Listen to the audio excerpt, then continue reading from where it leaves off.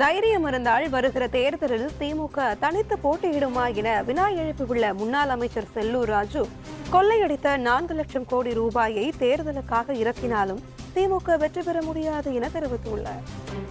யாரு வேணாப்பா, காங்கிரஸ் வேணா, எந்த கட்சி வேணா, நாங்க திமுகவா நாங்க தனித்து நிக்கிறோம் அப்படின்னு சொல்லுங்க.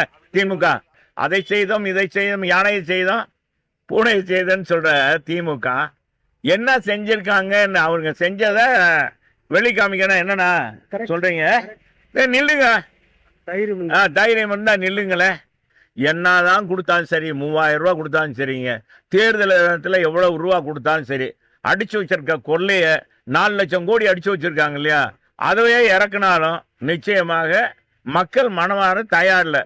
ஏன்னா ஒரு தடவை ஏமாந்துட்டோம் தமிழ்நாட்டு மக்கள். விடியல் தருவோம் சொல்லி எங்கேயாச்சும் இந்த விடியல் தருவோம்னு ஸ்டாலின் தான் வர்றாரு, விடியல் தருவோம் போறாரு அப்படின்னு பாட்டு எங்கேயாச்சும் ஒரு நிகழ்ச்சியில வருதா? யாராச்சும் இப்ப திமுக உண்மையிலே சாதனை புரிஞ்சது, தப்பு நடக்கல, சட்ட ஒழுங்கு இங்க பிரமாதமா இருக்குன்னு சொன்னா சொல்ல வேண்டியதானே? யாருமே ஒண்ணுமே இல்லை அவங்களுக்கு. லேதுப்பா லேதுப்பா லே